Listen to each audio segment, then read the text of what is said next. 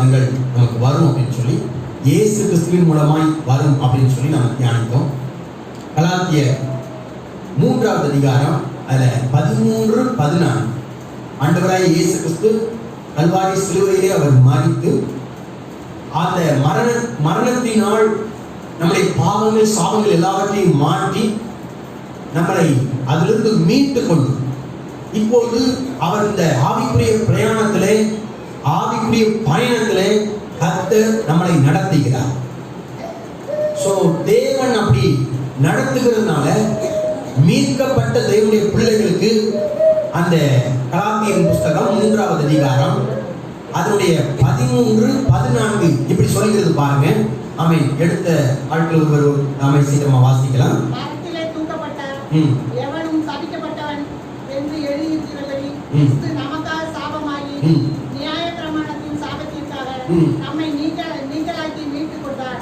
ஆபிரகாமுக்கு உண்டான ஆசீர்வாதம் கிறிஸ்து இயேசுவினால் புறஜாதிகளுக்கு வரும்படியாகவும் ஆவியை குறித்து சொல்லப்பட்ட வாக்குத்தத்தத்தை நாம் விசுவாசத்தினாலே பெரும்படியாகவும் இப்படி ஆயிற்று. ஆமென். கர்த்தர் நல்லவர். பாருங்க, இந்த வார்த்தைகள் ரொம்ப நம்முடைய வாழ்க்கையில் ரொம்ப முக்கியமானது. போன வாரத்தில் இந்த ஆபிரகாமை குறித்து 12வது அதிகாரத்துல தேவன் அழைக்கிறார், வாக்குத்தத்தம் பண்ணுகிறார். அப்புறம் பஞ்சம் வருது, எகிப்துக்கு போகிறார். அங்கேயும் அவரை தீமைக்கு பொல்லாத பிள்ளைக்கு காத்து அந்த எகிப்திலிருந்து திரும்ப கொண்டு வருகிறார். 13வது அதிகாரம் ஆரம்பிக்கிறது. அந்த கொண்டு வரும்போது திரும்ப தன் தேசத்துல கானான் தேசத்துல இருக்கும்போது அவங்க செல்வ சீமானாய் மாறுகிறார்கள். அவங்க வேலைகள் எல்லாம் ஆசீர்வதிக்கப்படுகிறது. அவங்க பூமியை தாங்கக்கூடாத அளவுக்கு கர்த்தருடைய ஆசீர்வாதத்தினால் நிரப்பப்படுகிறார்கள். சோ அதுக்கு அடுத்து இந்த 2 மெய்ப்பொருளுக்கும் வாக்குவாதம் வந்தது. அப்போ ஆபிரகாம் கூப்பிட்டு லோத்துவை பார்த்து சொல்றாரு, நம்ம சண்டைலாம் போட வேண்டாம், நம்ம வாக்குவாதம்லாம் பண்ண வேண்டாம், நீ எங்கெல்லாம் போகலாம் சொல்லும்போது அந்த லோத்து சோதம் கோமராவுக்கு நேராக அவர் அதை தெரிந்து கொண்டு அங்கே போகிறார். அந்த தெரிந்து கொண்டு போகும்போது இந்த ஆபிரகாமை போனதுக்கு அடுத்து ஆபிரகாமோடு கூட கர்த்தர் பேசுகிறார். நீ எம்மட்டும் உன் கண்ணை ஏறெடுத்து பார்க்க முடியுமோ அந்த மட்டும் உன்னுடைய கண்களை ஏறெடுத்து பார் அப்படின்னு சொல்லி கர்த்தர் ஆபிரகாமத்தில் சொல்லுகிறார். சோ ஆபிரகாம் கண்களை ஏறெடுத்து பார்க்கிறார். அத்தோடு கூட நம்ம என்ன செய்யணும்? சோ இப்படி எல்லாம் கர்த்தர் வழி நடத்துகிற அந்த ஆபிரகாமின் ஆசீர்வாதங்கள் நமக்கும் கூட கிறிஸ்து இயேசு மூலமாய் வரும் என்பதை ஒவ்வொரு காரியங்களையும் நாம அதில் தியானிச்சோம், படிச்சோம். அல்லேலூயா. இதை நம்ம நல்லா தெளிவா கொஞ்சம் நல்லா அறிந்து கொள்ளணும். பாருங்க, இந்த ஆபிரகாமின் ஆசீர்வாதத்துல நாங்க சில காரியங்கள் பார்க்கிறோம், தேவனுடைய பிள்ளைகள் வாழ்க்கையில அதை பார்க்கிறோம். அப்போ இந்த இன்னைக்கு பார்த்தீங்கன்னு சொன்னீங்கன்னா, இந்த சோதம் கொமராவுல கூடாரம் போட்டு அங்கே குடியிருக்கிறார் லோத்து அப்படிங்கிற அந்த ஆபிரகாமுடைய அண்ணன் பையன். சோ அங்க இருக்கும்போது அந்த சோதம் கொமரா தேசத்துக்கு விரோதமாக 4 ராஜாக்கள் கடந்து வராங்க. 4 ராஜாக்கள் கடந்து இந்த சோதம் கொமரா ராஜாக்களை ஜெயித்து அங்கிருந்த ஆட்களை எல்லாம் பிடிச்சு கொண்டு அங்கிருந்த பொருட்களை எல்லாம் அள்ளி கொண்டு போகிறார். சோ அப்படி பொருட்களை எல்லாம் அள்ளி கொண்டு போகும்போது இந்த சோதம் கோமராவில் இருக்கக்கூடிய லோத்து அவன் மனைவி பிள்ளைகள் எல்லாம் அப்படி கொண்டு போகும்போது, எல்லா ஜனங்களையும் கொண்டு போகும்போது அது ஒரு மனுஷன் தப்பி ஓடி அந்த செய்தியை ஆபிரகாமத்துல சொல்றாங்க. ஆபிரகாமத்தை சொல்லும் போது அந்த ஆபிரகாம் என்ன செய்கிறார்? வாசிங்க 14 ஆதியாகமம் புஸ்தகம் 14:14. தன் சகோதரன் சிறையாக கொண்டு போகப்பட்டதை ஆபிரகாம் கேள்விப்பட்ட போது அவன் தன் வீட்டிலே பிறந்த கைப்பணித்தவர்களாகிய 318 ஆட்களும் ஆயுதம் தரிப்பித்து தான் என்னும் ஊர் மட்டும் அவர்களை தொடர்ந்து ராக்காலத்திலே அவனும் அவன் வேலைக்காரரும் பிரிந்து பகுதிகளாய் அவர்கள் மேலே விழுந்து அவர்களை முறியடித்து தமஸ்குவுக்கு சகல பொருட்களையும் திருப்பி கொண்டு வந்தான். ஆமென். நல்ல கவனிங்க, ஆபிரகாம் இடத்துல அந்த செய்தி வருகிறது. இந்த மாதிரி சோதம் கோமராவை ராஜாக்கள் எழுப்பி பிடிச்சிட்டு போயிட்டாங்க, உங்க சகோதரியும் பிடிச்சிட்டு போயிட்டாங்க, அவங்க குடும்பத்துல எல்லாத்தையும் வந்துவிட்டு போயிட்டாங்கன்னு சொன்னோன்னே ஆபிரகாம் தன்னுடைய வீட்டுல இருந்த 318 ஆட்களை அவர் கொண்டு போய் அந்த ஜனங்களை ஜெயித்து எல்லாத்தையும் திருப்பி கொண்டு வருகிறார். இதுல சில காரியங்கள் நம்ம கவனிக்க வேண்டிய காரியங்கள் நல்லா கவனிச்சு பார்த்தீங்கன்னா தெரியும். பாருங்க, ஆபிரகாமோடு கூட லோத்து வந்தார். லோத்து வரும்போது ஆபிரகாமுடைய வேலையாளர்களுக்கும் லோத்துடைய வேலையாளர்களுக்கும் ஃபைட் வருது, சண்டை வருது, வாக்குவாதம் பண்ணி இப்போ லோத்து தன் இஷ்டத்தின்படி ஒன்றை தெரிந்து கொண்டு அங்கே செல்கிறார். ஆபிரகாம் கர்த்தருடைய சித்தத்தின்படி நடக்கிறார். இப்போ ஆபிரகாம் வந்து நினைச்சிருக்கலாம், எப்படி நினைச்சிருக்கலாம், இந்த மாதிரி லோத்து அவன் விருப்பத்தின்படி நம்ம கூட தான் வந்தான், ஆனா அவன் விருப்பத்தின்படி அவன் தெரிந்து கொண்டு போனதுனாலதான் அவனுக்கு இந்த தீமை வந்தது. நம்ம ஊர் பாசையில சொல்லணும் அப்படின்னு சொன்னா, அவன் பட்டை என்ன செய்யணும், அழுதுனா தான் புத்தி வரும் அப்படின்னு சொல்லியிருக்கலாம். ஆனா ஆபிரகாம் அந்த நினைவோடு கூட இல்லை பாருங்க, அந்த செயல்களோடு கூட இல்லை, அந்த நினைவோடு கூட இல்லை. ஏன்னு சொன்னா ஆபிரகாம் தேவனோடு கூட இருக்கிறதுனால, தேவனுடைய சத்தத்தை கேட்கிறதுனால தீமைக்கு தீமை செய்யாமல் தீமைக்கு பதிலாக நன்மை செய்யும் என்கின்ற எண்ணத்தை உடையவனாய் மாறுகின்றார். எப்போதுமே கர்த்தரோடு கூட இருக்கிறவங்களுக்கும், அதான் நான் சொல்றேன், ஸ்பிரிச்சுவல் உலகம், ஒரு ஆவிக்குரிய உலகத்திற்கும் இந்த மாம்சிக உலகத்திற்கும் அல்லது இப்போ இருக்கிற உலகத்திற்கும் ரொம்ப வித்தியாசங்கள் உண்டு.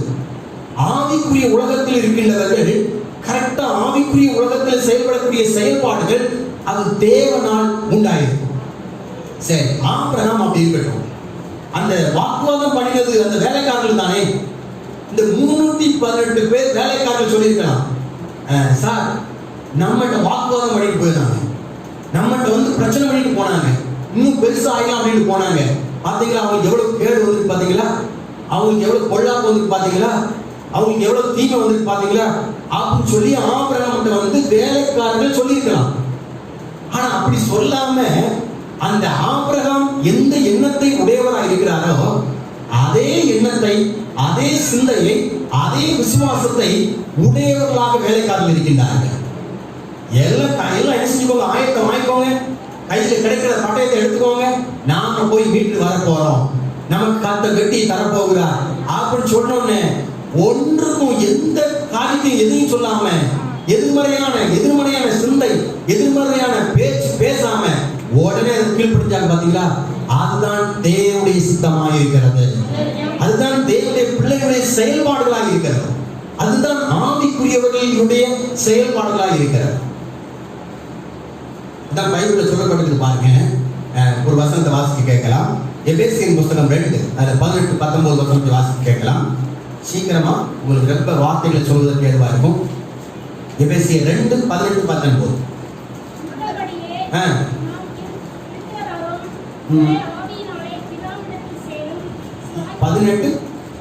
எபேசியர் 2:18 அதானே? ஓகே.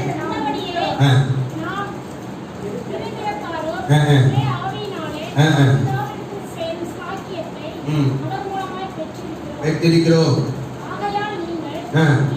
இனி அதான் அந்நியரும் பரதேசிகளுமாய் இராமல் பரிசுத்தவான்களோடு கூட ஒரே நகரத்தாரும் தேவனுடைய வீட்டாருமாய் இருந்து. நல்லா கவனிங்களேன், நீங்களும் நானும் முதல்ல தெரிஞ்சுக்கொள்ளணும், ஆபிரகாம் அவருடைய வேலையாட்கள் ஒரே வீட்டாராக இணைந்து செயல்பட்டார்கள். இங்க கவனிங்க, இனி அந்நியர் அல்ல. பக்கத்தில் இருக்கிற ஆள் எந்த ஊர்ல இருந்து வராங்க, எந்த தெருவில் இருந்து வராங்க, அவங்க பேர் என்ன என்பது கூட தெரியாத ஆட்களா இருக்கக்கூடாது. அப்படி இருந்தா அந்நியரை போல இருக்கும். நம்ம சபைக்கு வருவோம், உட்கார்ந்து இருப்போம், ஆனா உட்கார்ந்து ஜெபம் பண்ணிட்டு ஆராதிச்சுட்டு இவ்வளவுதான் அப்படின்னு போயிருக்கோம். ஆனா அப்படி சொல்லல, பைபிள் சொல்ல பாருங்க. நீங்க யாரும் இனி அந்நியர் அல்ல. யார் கிடையாது சொல்லுங்க, யார் கிடையாது, அந்நியர் அல்ல. நீங்கெல்லாம் நாங்கெல்லாம் யாரா, தேவனுடைய வீட்டா. என்னை நீங்க விசாரிக்கிறீங்க, என்னை நீங்க கணம் பண்றீங்க, எனக்கு வேண்டிய சகல காரியத்தை நீங்க செய்றீங்க. ஜெபம் பண்ண சொல்ற கூட முதல்ல எனக்காக ஜெபம் பண்றீங்க, குடும்பத்துக்காக ஜெபம் பண்றீங்க, ரொம்ப நல்லா இருக்கு பாருங்க.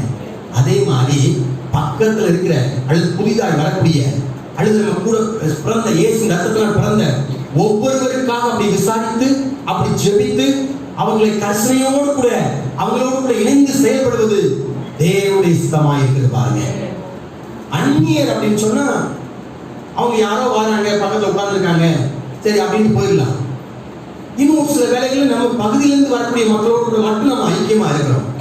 ஆனா அதோடு கூட நின்று விடாதபடிக்கு கொஞ்சம் பக்கத்துல இருக்கிற ஆட்களை பார்த்து, இவர் இயேசு கிறிஸ்துவின் நாமத்தினால் தேவனுடைய வீட்டாரா இருக்கிறார். பாருங்க, இயேசு கிறிஸ்துவின் ரத்தத்தினால் மறுபடி பிறந்த தேவனுடைய பிள்ளைகளா நாம் இருக்கிறோம். அதனால இனி நம்ம அந்நியர் அல்ல, பரதேசி அல்ல. பரதேசியா சுத்தி இருப்பாங்க அப்படி அல்ல, அந்நியர் அல்ல, தேவனுடைய வீட்டார், தேவனுடைய நகரத்தார். ஆமென். வேதம் அப்படி சொல்லுது பாருங்க. நீங்கள் நான் யாரா? தேவனுடைய வீட்டார். இப்ப இந்த வீட்டார் பாருங்க இணைந்து செயல்பட்டாங்க பாருங்க. இந்த வீட்டார் இணைந்து வேற்றுமணி என்னமே கிடையாது. அவங்களுக்குள்ள அன்பு இருந்துச்சு, அவங்களுக்குள்ள தாழ்வு இருந்துச்சு, அவங்களுக்குள்ள சகித்தம் இருந்துச்சு. சோ இவருக்கு என்ன, அவருக்குள்ள வரத்தான் செய்யணும், இந்த தீமை நடக்கத்தான் செய்யணும், ஏன்னா இப்படி போனதுனால வந்து அப்படின்னு சொல்லல. அதெல்லாம் செய்யாம ஒரே நோக்கம், வெற்றி என்பது நோக்கம், அவங்க மீட்டு வருவது என்பது நோக்கம். நம்மை கூட அப்படித்தான் இயேசு மீட்டெடுத்தார். ஆமென், ஹல்லேலூயா.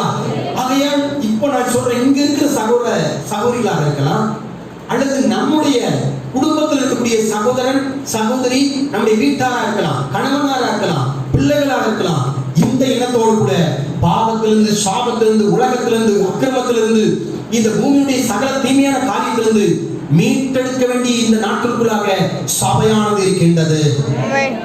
ஹல்லேலூயா. எத்தனை பேர் இந்த வார்த்தைகள் புரிகிறது? எஸ், அந்த மீட்பர் நம்மோடு கூட இருக்கிறார். ஆபிரகாமின் ஆசீர்வாதங்கள் உண்டாகும் போது நாம் நம்முடைய வீட்டாரை மீட்டெடுப்போம், நம்முடைய குடும்பத்தாரை மீட்டெடுப்போம். வெள்ளிக்கிழமை அப்படித்தான் ஜெபம் பண்ண பாருங்க. இயேசு கிறிஸ்துவின் ரத்தம் சகல பாவங்களை நீக்கி நம்மை சுத்திகரிக்கிறது. நம்மளை சுத்திகரித்த ரத்தம் ஏன் நம்முடைய வீட்டுக்காரர்களை சுத்திகரிக்காது? ஏன் நம்முடைய பிள்ளைகளை சுத்திகரிக்காது? நித்திய ஆக்கினைக்கு நேராக, நித்திய நரகத்துக்கு நேராக செல்லாதபடிக்கு ஏன் நம்முடைய குடும்பத்தாரை, நம்முடைய பிள்ளைகளை ஏன் மீட்டெடுக்காது? நம்மளை மீட்டெடுத்து நம்மளை ஆராதிக்க செய்த அதே தேவன் அவருடைய ரத்தத்துக்கு அவ்வளவு வல்லமை உண்டு பாருங்க.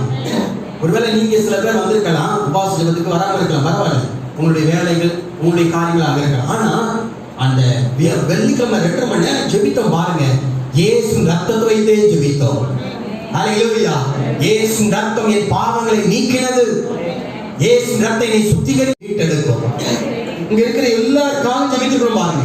உங்க குடும்பத்தாருக்காக ஜெபித்திருக்கிறோம், உங்க கணவனாருக்காக ஜெபித்திருக்கிறோம், உங்க பிள்ளைகளுக்காக ஜெபித்திருக்கிறோம். ஏன்னு சொன்னா இந்த பகுதிகளை பார்க்கும் போதே ஆவியானவர் பிரசன்னமாகிறார். பிரசன்னமாகும் போது நம்ம எல்லாம் ஒன்று சேர்ந்து செயல்படும் போது ஆமென், ஆபிரகாமின் நன்மையான ஆசீர்வாதங்கள் முழுமையாக நம்முடைய குடும்பத்துக்கு கிடைக்க ஆரம்பிக்கும். ரட்சிப்பு பாருங்க. ரட்சிப்பு அப்படின்னு சொன்னா காக்கப்படுவது, மீட்கப்படுவது. ரட்சிப்பு என்பது சுகம், ரட்சிப்பு என்பது ஆசீர்வாதம், ரட்சிப்பு என்பது விடுதலை. பிடிச்சு போயிட்டான், எல்லாம் தூக்கி போயிட்டான், இப்போ எல்லாம் போயிடுச்சு. ஆனா அங்கிருந்து என்ன செய்யறாங்க அப்படின்னு சொன்னா, வேதவசனம் என்ன சொல்லுன்னு சொன்னா, சகலத்தையும் திருப்பி கொண்டு வந்தார்கள். ஆமென். சகலத்தையும், எஸ், நாமும் அப்படிதான் பாருங்க, எல்லாரையும் திருப்பி வரக்கூடிய ஆமென் கட்டாயத்துக்குள்ளாக இருக்கிறோம்.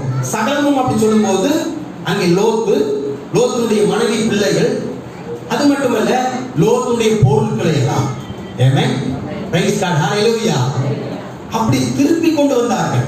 சகலத்தையும் மீட்டு கொண்டு வந்தார்கள். நாம் நம்முடைய குடும்பத்தாரை மீட்டுக் கொள்ள வேண்டும், நாம் நம்முடைய வீட்டாரை மீட்டுக் கொள்ள வேண்டும். சில பொருட்கள், சில இடங்கள், சில உடைமைகள் ஒருவேளை மீட்கப்படாமல் இருக்கலாம். ஆனால் அதுக்கெல்லாம் ஜெபம் பண்ண பாருங்க. ஒரு சகோதரி சொன்னாங்க, நாங்க போயிருக்கும் போது ஒரு இடத்துல ஜெபத்துல சொன்னாங்க பாருங்க, நான் ஒரு சின்ன வீடு கட்டணும் அப்படின்னு சொல்லி நினைச்சேன். எங்க அப்பா எனக்காக அந்த இடத்த கொடுத்தாங்க. சொன்னாங்க, ஒரு சின்ன வீடு தான், ஒரு 1.5 லட்சம் ரூபாய் இருக்கும், அதில் எப்படியாவது கட்டிடலாம் அப்படின்னு சொல்லி நினைச்சேன் அப்படின்னு சொன்னாங்க. அப்போ 1.5 லட்சம் ரூபான்னா ஒரு கொஞ்சம் தான் கட்ட முடிச்சு. ஆனால் உபாகமம் புஸ்தகம் 28 1 - 14 வரைக்கும் உள்ள வசனத்தை நான் சொல்லி என்ன செய்றேன், என் வீட்டை கட்டிக்கிட்டே இருக்கிறேன் அப்படிங்கிறாங்க. அவங்க வாய் கூட பார்த்தீங்கன்னா மோசை மாதிரி திக்குவாய் மாதிரி தான் வந்துச்சு. ஆனால் அவங்க சொல்றாங்க, அந்த வார்த்தையை கர்த்தர் உள்ள வைத்தாங்க. சகலமும் அவங்க வாழ்க்கையில நடக்கும்படியாய் அந்த வார்த்தைகள் அவங்க வாழ்க்கையில கிரியை செய்ய ஆரம்பிக்கிறது. இப்ப சொல்றாங்க, கிட்டத்தட்ட இது வரைக்கும் 3 லட்சம் ரூபாய் ஆயிடுச்சு, ஆனா எப்படி வந்துச்சுன்னே தெரியல, கர்த்தர் எனக்கு வீட்டை கட்டி கொண்டே இருக்கிறார். இங்கதான் இருக்காங்க புஷ்பராஜ் அப்படின்னு சொல்லுவாங்க, பின்னால் இருக்காங்க பாருங்க. இது வந்து பொய்யான சாட்சிகள் அப்படி இல்லை. இங்க வந்து சபையில் அப்படி சொல்லிட முடியாது. சில கூட்டங்கள்ல சில காரியத்தை இது பண்ணலாம், ஆனா இங்க அப்படி சொல்ல முடியாது பாருங்க. எனக்கு கூட இருக்கிற ஆட்கள் பாருங்க. அப்போ இந்த வார்த்தைகள் படியாய் நம்ம விசுவாசிக்கிறோம். நான் கர்த்தரை விசுவாசிக்கிறேன், அந்த வார்த்தையை விசுவாசிக்கிறேன். அதனால நான் சொல்றேன், ஆண்டவர் எங்க பிள்ளையுடைய லேண்டா அல்லது நகையா அல்லது பணமா எந்த பொருளா இருக்கலாம், சோ எந்த விதத்திலையும் பிரச்சனை இல்லாமல், சண்டை இல்லாமல், போராட்டம் இல்லாமல் நீரே மீட்டுக் கொள்ளும்படியா நீர் மீட்டுக் கொள்ளும் என்று சொல்லி அதற்காக ஜெபிக்கிறோம். கர்த்தரை கிரியை செய்ய வேண்டாம். ஹalleluya. இப்ப சகலவற்றையும் நீங்கள் நானும் பைபிள் சொல்லுது யார் என்று சொல்லி 1 கொரிந்தியர் புத்தகம் 10வது அதிகாரம் 16 17 1 கொரிந்தியர் 10 16 17.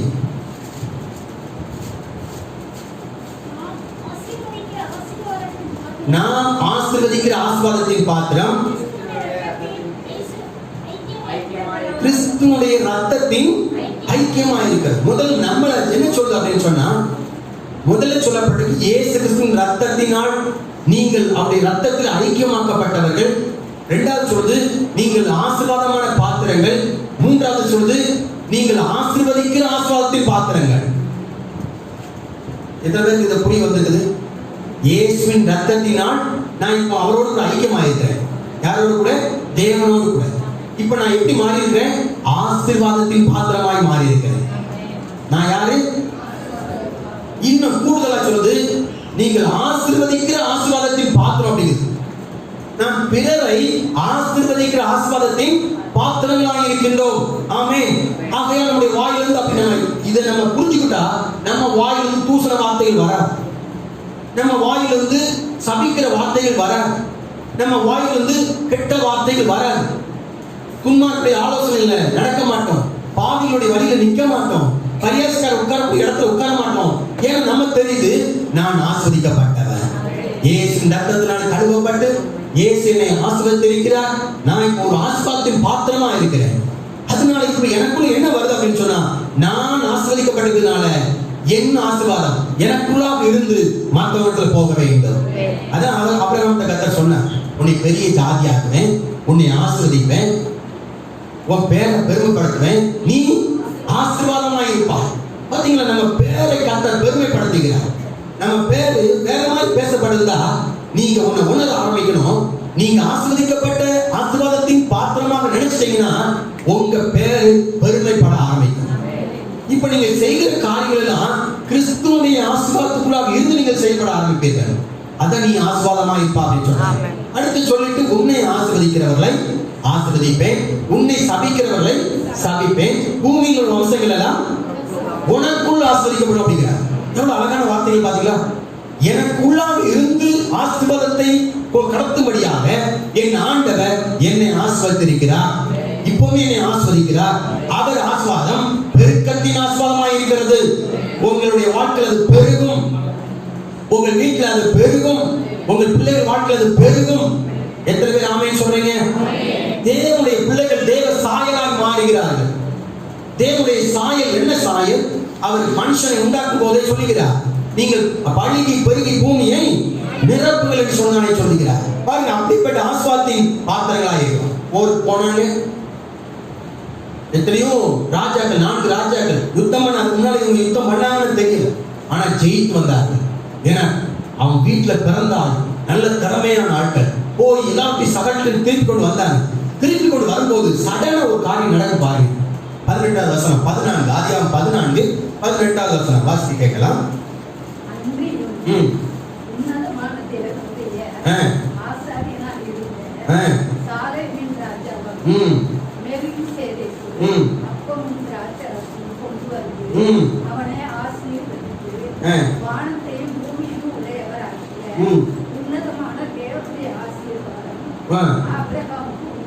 பாருங்களுக்கு கவனிங்களேன், அவர் போருக்கு போயிட்டு யுத்தத்துக்கு போயிட்டு வராங்க. போருக்கு போயிட்டு யுத்தத்துக்கு போயிட்டு வந்து ஜெயித்து எல்லாத்தையும் திருப்பி கொண்டு வரும்போது அங்க ஒருவர் வருகிறார். யார் அப்படின்னு சொன்னா மெல்கிசேதேக்.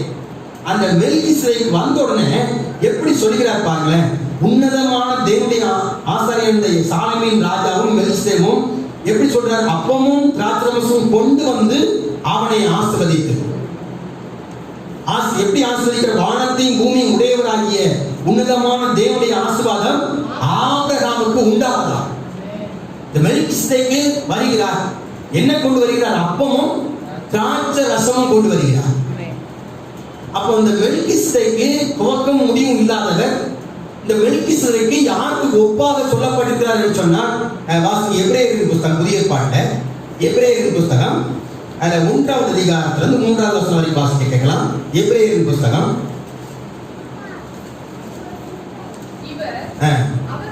எபிரேயர் 7வது அதிகாரத்தை கவனிங்க. எபிரேயர் 7வது அதிகாரம் 1லிருந்து 3. ஒப்பானவராய் என்றென்றைக்கும் ஆசாரியராய் நிலைத்திருக்கிறார். மெல்கிசேதேக்கு ஆபிரகாம் யுத்தம் பண்ணி வரும்போது அவருக்கு எதிராக வருகின்றார். எதிராக வரும்போது அப்பமும் திராட்சரசமும் கொண்டு வந்து அவரை ஆசீர்வதிக்கிறார். இந்த மெல்கிசேதேக்கு இயேசு கிறிஸ்துவுக்கு ஒப்பாக சொல்லப்படுகிறார். அப்போ நல்லா கவனிங்களேன், இயேசு கிறிஸ்துவுக்கு ஒப்பாக சொல்லப்படும் போது இயேசு கிறிஸ்து உங்களுக்கும் எனக்கும் அப்பமும் திராட்சரசமும் கொண்டு வந்து ஆசீர்வதிக்கிறார். அந்த அப்பம் பழைய பாட்டுல அப்பம் திராட்சரசம், ஆனா புதிய பாட்டுல அப்பம் அப்படின்னு சொன்னால் இயேசுவின் சரீரம், திராட்சரசம் அப்படின்னு சொன்னா இயேசுவின் ரத்தம். அப்ப அவருடைய சரீரத்தை நமக்காக கொடுத்து அவருடைய ரத்தத்தை நமக்காக கொடுத்து அவர் ஆசீர்வதிக்கிறார்.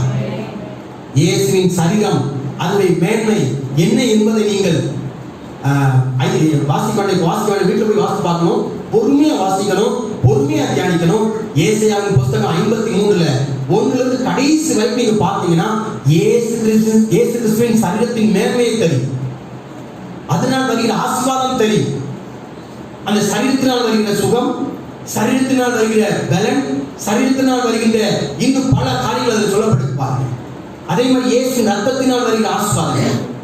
இப்போ உங்களையும் என்னையும் நல்லா கவனிங்களேன், ஆபிரகாமை தேடி வந்தது போல இயேசு கிறிஸ்து நாம தேடி அவரை போகல, அவரே நம்மளை தேடி வந்து ஆசீர்வதித்திருக்கின்றார். ஹல்லேலூயா. இந்த அப்பத்தை குறித்து சொல்கிறார், இயேசு சொல்கிறார் பாருங்க. நமக்கு தெரிந்த ஒரு பகுதி சீக்கிரமா வாசிக்க கேட்கலாம். ஆமென். யோவானின் புத்தகம் 6வது அதிகாரம் 48ல இருந்து வாசிக்க கேட்கலாம். யோவான் 6:48. யோவானின் புத்தகம் ஜீவ அப்பம் நானே. யோவான் 6:48. ஜீவ அப்பம் நானே, உங்கள் பிதாக்கள்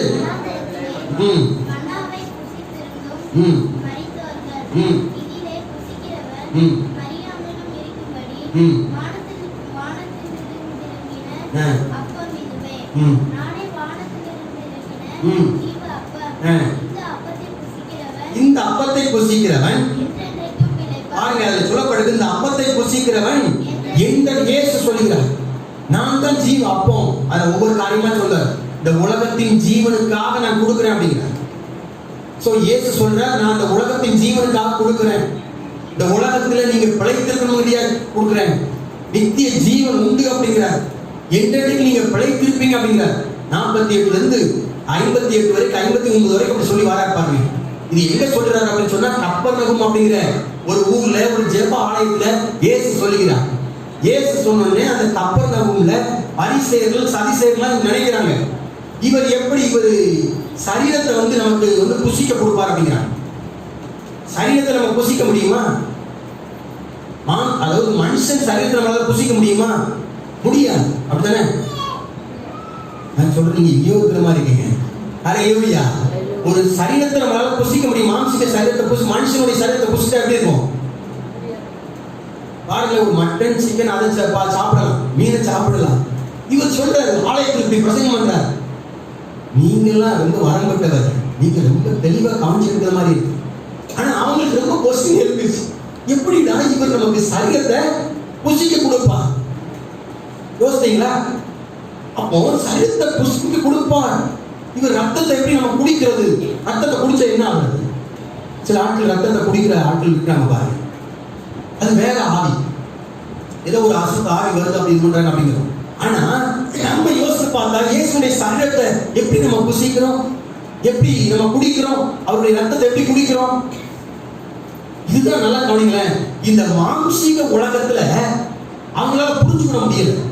இந்த மாம்சீக உலகத்துல மாம்சீக விதமாக இப்ப இருக்கிற உலகத்துல இது எப்படி ஆகும், இது எப்படி புசிக்க முடியும் அப்படின்னு சொல்லி நினைக்கிறாங்க.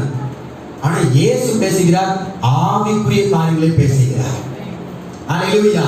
என்னுடைய சரீரம் சிலுவையில அடிக்கப்படும். அதை விசுவாசிக்கிறவர்கள் என் சரீரத்தை புசிப்பதற்கு அடையாளமாய் காணப்படுகிறார்கள். அதனால திருமந்திரம் சொல்லுவோம், இது உங்களுக்காக கொடுக்கப்படுகிற இயேசு கிறிஸ்துவின் சரீரமாய் இருக்கிறது. ஆமென். அல்லேலூயா. இயேசு கிறிஸ்துவின் சரீரத்தை புசிக்கிறவர்கள், இயேசு கிறிஸ்துவின் ரத்தத்தை பானம் பண்ணுகிறவர்கள் என்ன செய்யறாங்க அப்படின்னு சொன்னா, இது புது உடன்படிக்கையா இருக்குது, இது உங்களுக்காக பிற்கப்பட்டது, இது உங்களுக்காக சிந்தப்பட்டது என்று சொல்லி புசிக்கிறவர்கள், பானம் பண்ணுகிறவர்கள், அவங்க வாழ்க்கையில என்ன நடக்குது அப்படின்னு சொன்னா, அவங்க என்றென்றைக்கும் பிழைத்திருப்பார்கள்.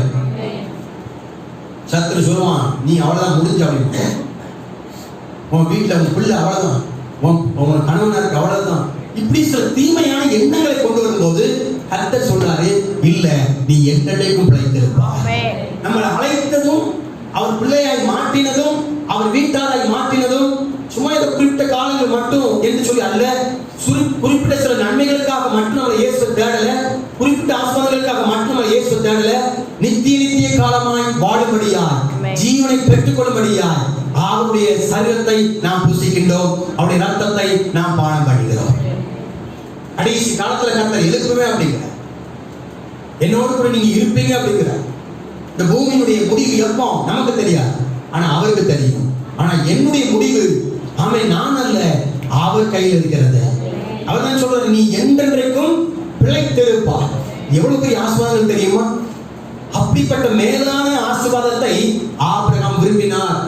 அந்த மேலான ஆசீர்வாதத்துக்கு நேராக நீங்களும் நானும் கடந்து வந்திருக்கின்றோம். ஹalleluya. Yes, amen. Praise God. Amen. கர்த்தர் அப்படி சொல்றாரு பாருங்க. இப்போ அந்த சரீரத்தை நம்ம பூசிக்கிறோம், அது அடையாளமாக பூசிக்கிறோம். எனக்காக இயேசுடைய சரீரம் அடிக்கப்பட்டது, நான் என்றென்றைக்கும் பிழைத்திருப்பேன். ஒரு சில ஆட்களுக்கு சில சின்ன காரியம் வந்துட்டாலே போகும், அப்போ என்னன்னா எதிர்மறையான எண்ணங்கள் வந்து பயம் வந்துடும். பயம் வந்த உடனே ஐயோ நம்ம இந்த பூமியில வாழுமா, வேற ஒன்றையும் நினைக்க மாட்டாங்க. என் பிள்ளையை நான் காப்பாற்றுவேனா, அல்லது இருக்கிறதெல்லாம் நான் என்ன செய்யறது அப்படிங்கிற மாதிரி யோசிப்பாங்க. நான் சொல்றேன், முதல்ல நீங்க அப்படி வரும்போது உங்களுக்கு வர வேண்டியது என்னன்னு சொன்னா, உங்க முன்னால நிக்க வேண்டியதுன்னு சொன்னா, தாவீது சொல்றாரு பாத்தீங்களா, கர்த்தரை எனக்கு முன்பாக எப்பொழுதும் நிறுத்தி நோக்குகிறேன். ஏன்னா அவர் நமக்கு எப்படிப்பட்ட மார்க்கத்தை தந்திருக்கிறார் அப்படின்னு சொன்னா, ஜீவ மார்க்கத்தை தந்திருக்கிறார். ஜீவ மார்க்கத்தை தெரியப்படுத்தியிருக்கிறார். நான் வாழ்ந்திருப்பேன், நான் பிழைத்திருப்பேன், நான் தேவனுக்காக நான் வாழ்ந்திருப்பேன். எத்தனை பேர் ஆமென் சொல்றீங்க? ஹalleluya. இப்போ உன்னதமான அந்த மனுஷன் வந்து அப்பத்தையும் ரசத்தையும் கொண்டு வந்து ஆசீர்வதிக்கிறார். இப்போ இயேசுமே அவர் தம்முடைய சரீரத்தையும் இயேசு தம்முடைய ரத்தத்தையும் கொடுத்து நம்மை கர்த்தர் ஆசீர்வதிக்கிறார். முதல்ல அவர் தான் நமக்கு கொடுத்தார் பாருங்க. நான் ஒன்றும் பெருசா கொடுக்கல, அவரே எனக்கு பெருசாய் கொடுத்திருக்கிறார். ஜீவனே கொடுத்திருக்கிறார். அது எவ்வளவு பெரியது பாருங்க. அவருடைய சரீரத்தை, அவருடைய ரத்தத்தை, அவருடைய ஜீவனை எனக்காய் கொடுத்திருக்கிறார். இயேசு எனக்காய் கொடுத்திருக்கிற இந்த மகிமையை துதிக்கின்றேன். இப்ப பாருங்க, அந்த ஆசீர்வாதம் சொல்லி கொடுத்துட்டு சொல்றாரு, வானத்தையும் பூமியும் உடையவராகிய உன்னதமான தேவனுடைய ஆசீர்வாதம் யாருக்கு உண்டாயிருப்பதாக? ஆபிரகாமுக்கு உண்டாயிருப்பதாக. நான் சொல்றேன், இந்த ஆபிரகாமின் ஆசீர்வாதம் கலாத்தியர் 3:13-14 சொல்லப்பட்டபடி இந்த ஆபிரகாமின் ஆசீர்வாதம், உன்னதமான தேவனுடைய ஆசீர்வாதம், வானத்தின் பூமியின் உடையவருடைய ஆசீர்வாதம் இன்றைக்கு இந்த சத்தத்தை கேட்கின்ற ஒவ்வொரு பிள்ளைகளுக்கும் உண்டாயிருப்பதாக. எத்தனை பேருக்கு அது புரிஞ்சிருக்குன்னு தெரியல. ஆமென். ஹalleluya. உன்னதமானுடைய ஆசீர்வாதம் உண்டாயிருக்கும் போது ஒரு காரியத்தை நம்ம செய்வோம், அதுல தொய்வு இருக்கா? சார், நம்ம இந்த காரியத்தை செஞ்சோம், ஆனா அதுல ஏதோ பிசாசுடைய கிரியைகள் அப்படின்னு சொல்லி நினைக்க மாட்டோம். சில வேலைகள் அப்படித்தான். எனக்கு தினத்துல என் வீட்டுக்கு ஒரு ஆள் வந்தார். நான் ஒரு சில காரியத்தை சொன்னேன், அவர் சொன்னோன்னு அவர் சொல்றாரு, அப்போ அந்த பேய் தான் அப்படின்னு சொல்லி சொல்றாரு, அந்த பிசாசு தான் மாஸ்டர் அப்படிங்கிறார். எனக்கே சொல்றாரு. நான் சொன்னேன், அது பிசாசு இல்லைன்னு. என்னுடைய வாழ்க்கையில இந்த மாதிரி ஒரு சில திங்கிங் வந்துச்சு. என்னுடைய மனசுல இப்படி நான் போராடினேன், அது எனக்கே தெரிஞ்சு மன போராட்டம். மனசுல நான் நினைச்சேன், இயேசு ஏற்றுக்கொண்டதுக்கு முன்னால நான் மறைத்து போயிருக்கேன். ஏன்னா எங்க குடும்பத்தில் அப்படி சில பேர் மறைத்துருக்காங்க. அதனால எனக்கு மனசுல வந்துச்சு, அது நல்லாவே தெரிஞ்சு. ஆனா கர்த்தர் அதை என்ன செய்தார்? அதுல இருந்து மீட்டு கொண்டார். இந்த இந்த அடுத்த வசனம் சொல்லி பாருங்க. அந்த ஆதியாகம புத்தகத்துல 14 20 வசனத்தை வாசிங்க.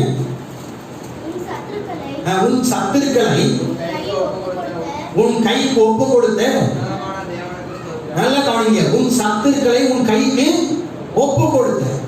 சத்துருக்களை என்னை மேற்கொள்கிறார்கள், நான் செய்கிற காரியங்கள் வாய்க்காமல் போகுது, அல்லது நஷ்டம் அடைகிறேன், எனக்கு சரியான லாபம் இல்லை, என் வருமானத்துல சரியான காரியங்கள் இல்லை, எனக்கு தேவனுடைய நடத்தல் தெளிவா இல்லை, நான் போராடிட்டே இருக்கிறேன், நான் அழுத்தமா இருக்கிறேன், கஷ்டமா இருக்கிறேன், ஐயோ எப்படி செய்யணும்னு சொல்லி தெரியல அப்படிங்கிற எண்ணங்கள் வராமல் இருப்பதற்கு கர்த்தர் சத்துருக்களை நம்முடைய கையில் என்ன செய்றாரா? ஒப்பு கொடுக்கின்றார். வெற்றி என்பது நானாக இருந்து என் மாம்சத்திலிருந்து செயல்பட்டால் ரொம்ப போராடும். ஒரு காரியத்தை நான் செய்யணும், எடுத்து நடத்தணும்.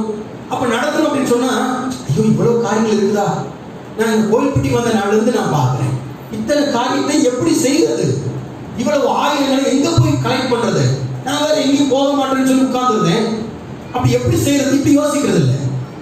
ஏன்னா எப்படி யோசிக்கிறேன்னு சொன்னா, ஆபிரகாமின் தேவன் உன்னதமான தேவனாய் இருக்கிறார், வானத்தை பூமி உடைய தேவனாய் இருக்கிறார். இப்ப அவரை நான் நினைக்கிறேன், அவரை பார்க்கிற பெருசா பார்த்துட்டா நமக்கு வர வேண்டிய ஆசீர்வாதங்கள் எல்லாம் பெரிதாய் வர ஆரம்பித்து விடும்.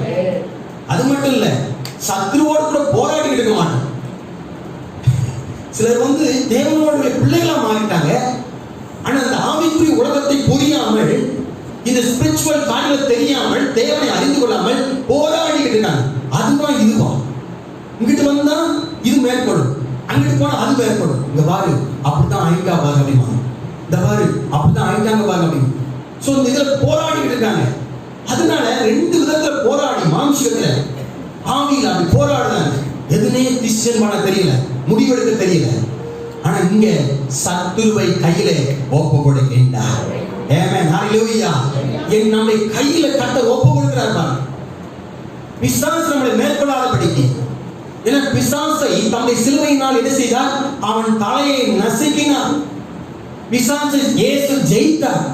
அப்படி ஜெயித்தவருடைய பிள்ளைகளாய் நீங்களும் நானும் இருக்கின்றோம். ஆமென். புரியுதா உங்களுக்கு? ஜெயம் பெற்றவருடைய பிள்ளைகள் வாழ்க்கையில புரிய வேண்டிய காரியம் ஜெயமோ, நீங்க ஆயத்தப்படுங்க. சுயத்தில் ஆயத்தப்படாங்க, உங்க எண்ணங்கள் ஆயத்தப்படாங்க, உங்க யோசனையில் ஆயத்தப்பட வேண்டாம், நீங்க நினைச்சு ஆயத்தப்பட வேண்டாம். நீங்க ஆயத்தப்பட வேண்டிய காரியம் என்ன தெரியுமா? எஸ், எனக்கு ஜெயம் தந்த இயேசு, என் வாழ்க்கையில ஜெயம் தந்த இயேசு. சில காரியங்கள் என்னால ஜெயிக்க முடியல, உங்களால ஜெயிக்க முடியல, ஆனா இப்ப நமக்கு ஜெயம் தந்திருக்கிறார். எஸ், ஹalleluya. குதிரையோ யுத்த நாளுக்கு என்று இப்ப நம்ம ஆயத்தமாயிருக்கிறோம் பாருங்க. இந்த காலையில கர்த்தருடைய சன்னிதியில ஆயத்தப்பட்டு வந்திருக்கீங்க. இந்த நாள்ல இருந்து ஒன்று சொல்லுங்க, அவன் சத்துரியன் தலைக்கு மேல அல்ல, சத்துரியன் வலது பக்கத்துல அல்ல, சத்துரியன் இடது பக்கத்துல அல்ல, சத்துருவின் பாதங்களுக்கு கீழே, சத்துரியன் பாதங்களுக்கு கீழே அப்படின்னு சொல்லி பாருங்க. சார் அந்த ஆளை அவர் முடியாது, இந்த காரியமா இது முடியாது, இது திருத்தவே முடியாது, இது திருத்தவே முடியாது, இப்படி நீங்க பேசுறீங்கன்னா சத்ரு உங்க தலைக்கு மேல வச்சு பேசுற மாதிரி. இது ஒரு காலமும் திருந்தாலும் சொல்லணும் வைங்க, அப்ப பிசாசு மேல தூக்குற மாதிரி. கர்த்தர் ரட்சிப்பார். இயேசு பெரியவராக இருக்கிறார். எந்த மனுஷனையும் பிரகாசிப்பிக்கிற மெய்யான ஒளியா இருக்கிறார். நான் மேல வருவேன், கர்த்தர் என்னை தூக்குவார், கர்த்தர் என்னை நிலைநிறுத்துவார், நான் இடம் வாங்குவேன், நான் வீடு கட்டுவேன், நான் அநேகருக்கு சொல்ற ஆசீர்வாதமான பாத்திரமாய் மாறுவேன், என் பிள்ளைங்க நல்லா இருப்பாங்க, என் வீடு நல்லா இருக்கும். எத்தனை கண்டிஷன் இருக்குது? ஆமென், ஹalleluya. இப்படி சொல்லுங்க, கர்த்தர் உங்களுக்கு மேல இருப்பார். நைட்ல நல்லா தூங்கி இருக்கும்போது ஒரு சொப்பனம் வருது, கர்த்தர் மேல இருந்து பேசுகிறார், நான் உனக்கு சொன்னதை செய்யும் அளவும் உன்னை கைவிட மாட்டேன் அப்படிங்கிறார். ஆபிரகாமின் ஆசீர்வாதங்கள் இயேசு கிறிஸ்து சிலுவையிலே நமக்காய் அவர் மரித்ததனால கிறிஸ்து இயேசுவின் மூலமாய் சத்துருவை நம்முடைய பாதங்களுக்கு கீழ்ப்படுத்தி அந்த மேன்மையான ஆசீர்வாதத்தை, நன்மையை கர்த்தர் உண்டாக்குகிறார். ஆமென், ஹalleluya. எத்தனை பேருக்கு புரிஞ்சிருக்குது? இப்படி இந்த காரியங்களை புரிஞ்சாதான் பாருங்க, அடுத்த வசனம் சொல்லி பாருங்க, உன் சத்துருக்களை உன் கையில் ஒப்பு கொடுத்த உன்னதமான தேவனுக்கு ஸ்தோத்திரம் என்று சொன்னான். இவனுக்கு ஆபிரகாம் எல்லாவற்றிலும் தசமபாகம் கொடுத்தான்.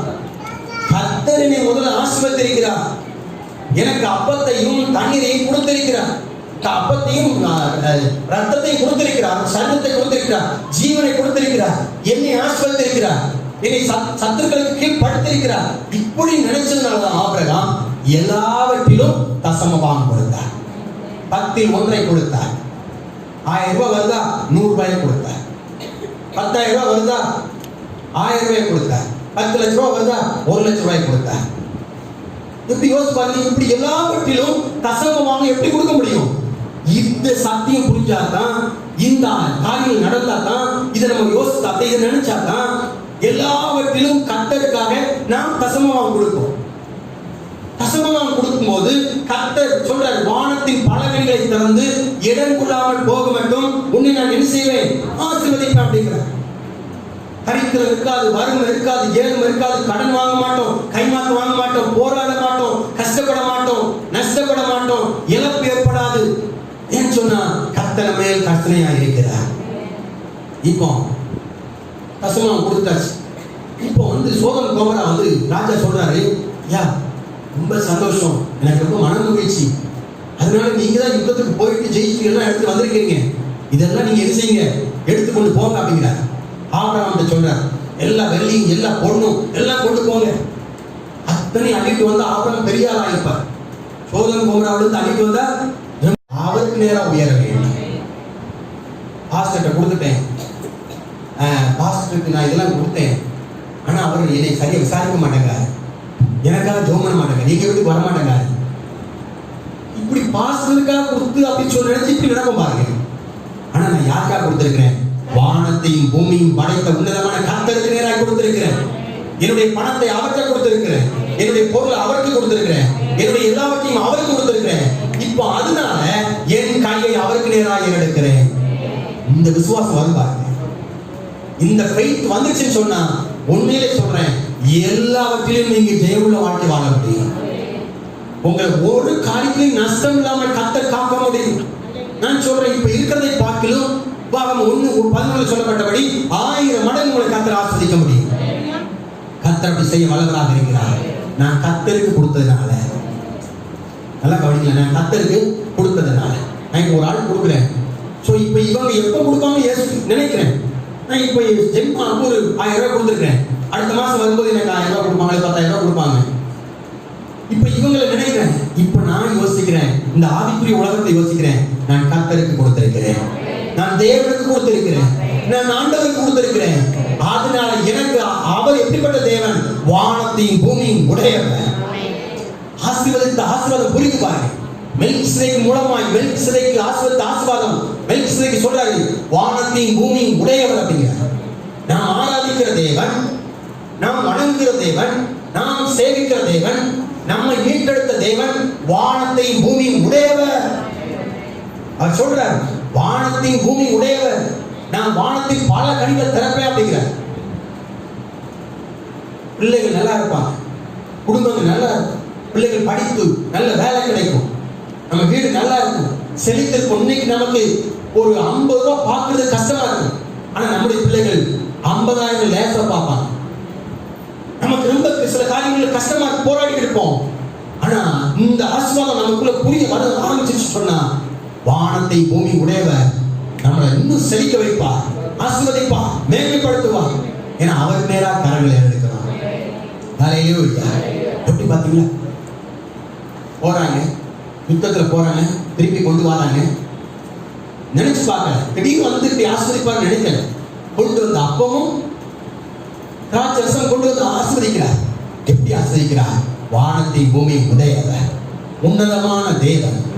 அவர் அவருடைய ஆசீர்வாதம் உண்டாவதாக அவரே சத்துருக்களை கீழ்ப்படுத்தினார். நம்ம பலத்துல ஒன்று செய்ய முடியுமா? முடியாது. அவரே சத்துருக்களை கீழ்ப்படுத்துகிறார். சத்துருடைய கிரியைகளை, பொல்லாத காரியங்களை கீழ்ப்படுத்துகிறார். அவரே கீழ்ப்படுத்துகிறார். நம்ம இதுல போயிடும், அதுல போயிடும், அப்படி போயிடும், இப்படி போயிடும், அப்படி பல காரியங்கள் செஞ்சோம். ஆனா இப்போ இயேசுவின் ரத்தத்தினால் மீட்கப்பட்ட பிள்ளைகளுக்கு எப்படி இயேசு தலையை நசுக்கிறார், இப்போ அதே பிசாசுடைய கிரியைகளா, இந்த உலகத்துடைய சகல தீமையான கிரியைகளா நம்முடைய பாதங்களுக்கு கீழ்ப்படுத்தி நாம் தலையை உயர்த்துகிற தேவனாக இருக்கிறார். அவருக்கு நேராக என் கரத்தை எடுக்கிறேன். எத்தனை பேர் ஆயத்தமா இருக்கிறீங்க? ஹல்லேலூயா. எத்தனை பேர் வானத்தை பூமி உடையவர் நேரம் உங்க கையை ஏறதுக்கு ஆரம்பிக்கிறீங்க? எஸ், அப்படி ஜெபிக்கலாமா? இருக்கிற இடங்களை தலைகளை தாண்டி முழங்கால் படிட்டு ஸ்பீக்காமாப்பா ஓமை துதிக்கிறோமாப்பா. என் காரணம் அவருக்கு நேரா, என் காரணம் என் தேவனுக்கு நேரா, வானத்தையும் பூமியும் உடையவருக்கு நேரா, என் தேவாதி தேவனுக்கு நேரா. ஹalleluya. எனக்கு அவர் கொடுத்தார். எதை கொடுத்தார்? இயேசு ஜீவனையே கொடுத்தார். அவர் சரீரம் அடிக்கப்பட்டது, அப்படி ரத்தம் சிந்தப்பட்டது. இயேசு எனக்கு அவ்வளவு பெரிய காரியத்தை செய்திருக்கிறார். அவ்வளவு மேன்மை கர்த்தர் உண்டாக்கியிருக்கிறார். இந்த மேன்மையினால் நான் இன்றைக்கு ரட்சிக்கப்பட்டிருக்கிறேன். அவர் பிள்ளையாய் மாறி இருக்கிறேன். அவர் வீட்டாராய் மாறி இருக்கிறேன். இனி நான் அந்நியர் அல்ல, இனி நான் பரதேசி அல்ல. எனக்கு என்ன இருக்குது? எனக்கு ஒண்ணுமே இல்லை. அப்படி சொல்லக்கூடிய ஆட்கள் அல்ல. ஏன்னா நீங்கள் நானும் கிறிஸ்து இயேசு மூலமா ஆபிரகாமின் ஆசீர்வாதத்துக்கு சொந்தக்காரராய் இருக்கின்றோம். ஹalleluya. தெய்வமே உமக்கு நன்றி ராஜா. ஓ, இனி அந்நியர் அல்ல, இனி பரதேசி அல்ல, தேவனுடைய வீட்டாராய் இருக்கிறோம் அப்பா. ஓ, வானத்தை பூமியை படைத்தவருக்கு நேரா எங்கள் கரங்களை ஏறெடுக்கிறோம், எங்கள் கரங்களை ஏறெடுக்கிறோம். உன்னதமான தேவனுக்கு ஏறெடுக்கிறோம். எங்களுக்கு அங்கிருந்தே ஒத்தாசை வருவதாக.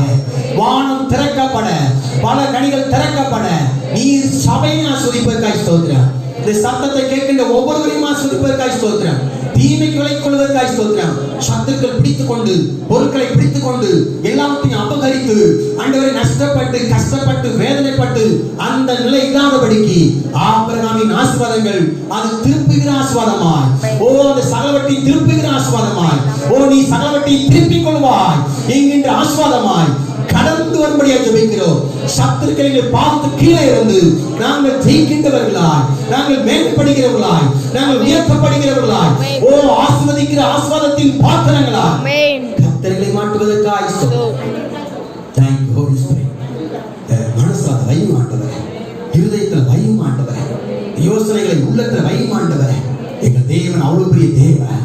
அவரை எங்களுக்காய் கொடுத்திருக்கிறார். கொடுத்திருந்து நாங்கள் கொடுக்கிறோம். கொடுத்துட்டு உங்களை எதிர்பார்க்கிறோம். வானத்தை பூமி உடையவர், ஓ, உன்னதமான தேவன். அவருக்கு நிறைய கரங்கள் உயரும் போது, அப்பா உங்களுக்கு நிறைய உயரும் போது, நீர் வானத்தின் பல கனிகளை திறந்து எனக்குள்ளாமல் போக மட்டும் கர்த்தர் கொடுத்து ஆசீர்வதித்து எங்களை நிரப்பணி வல்லவரையா. நீர் உண்மையுள்ள தெய்வம். நாங்கள் விசுவாசிக்கிறோம், நாங்கள் நம்புகிறோம், நாங்கள் அதை பெற்றிருக்கிறோம். இனி நாங்கள் பெற்றுக்கொள்வோம் ஆண்டவரே. கர்த்தருடைய எங்களை சுதந்திரிக்க செய்வதற்காக ஸ்தோத்திரம். ஜெயமோ கர்த்தரால் வர தொடர்ந்து கருத்தை கொடுக்கிறோம். நீங்க பொறுப்படுத்திக் கொள்ளுங்க. நன்றி தெய்வமே. நாளை கடந்து வர ஆராதிக்க, ஜெபிக்க, உடைய சமூகத்தில் அமர்ந்திருக்க கர்த்தர் கொடுத்த பாக்கியத்திற்காக ஸ்தோத்திரம். தொடர்ந்து நாம் உயர்த்தப்படலாம். சகல துதி கன மகிமை எல்லாம் உமக்கே செலுத்துகிறோம். ஏசப்பா நாமத்தில் ஜெபத்தை எடுக்கிற நல்ல பிதாவே, ஆமென். என் ஆத்துமாவே சோதரே, என் ஆத்துமாவே கர்த்தரை ஸ்தோத்திரி, அவர் செய்த சகல பாவங்களை மறவாதே.